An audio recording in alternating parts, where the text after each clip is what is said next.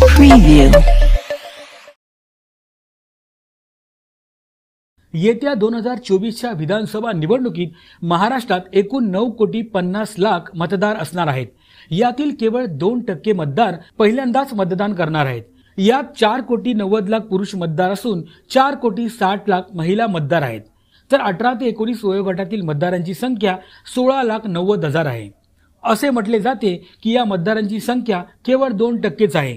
मात्र वास्तव असे आहे की केवळ 2 ते 3% मतदारच निवडणुकीतील विजय किंवा पराभवाचा निर्णय करतात। हार जीतच्या या फरकाचा अभ्यास केला तर प्रत्येक मताचे मूल्य कळते आणि लोकशाहीसाठी तुमचे एक मत किती महत्त्वाचे आहे हे यावरून दिसून येते। महाराष्ट्रात मात्र गेल्या वेळी ही संख्या 9,25,00,000 होती। राज्यात दर 1,000 पुरुष मतदारांमागे 933 महिला मतदार आहेत।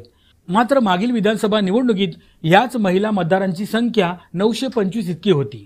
म्हणजे मागील आणि आता होणाऱ्या निवडणुकीत महिला मतदार संख्येत फक्त 8 मतदारांचा फरक पडला आहे। म्हणजे लोकसंख्या वाढली आहे असं नाही, तर राज्यातील अंगणवाडी सेविका, महिला बचत गट आणि गृहनिर्माण संस्थांनी जी अपार मेहनत घेतली म्हणून मतदान अधिक झाले। महाराष्ट्रातील 36 पैकी 5 जिल्हे असे आहेत जेथे महिला मतदारांची संख्या पुरुषांपेक्षा जास्त आहे। ते जिल्हे म्हणजे सिंधुदुर्ग, रत्नागिरी, नंदुरबार, गोंदिया, भंडारा असे आहेत। महिला मतदारांनी पुरुष मतदारांपेक्षा कमी मतदान करू नये यासाठी सर्वतोपरी प्रयत्न केले जात आहेत। गडचिरोलीमध्ये सर्वात जास्त 8,1 लाख मतदार आहेत।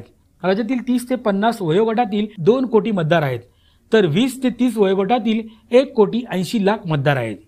80 वर्षांपेक्षा जास्त वय असलेल्या मतदारांची संख्या 18,60,000पेक्षा जास्त आहे।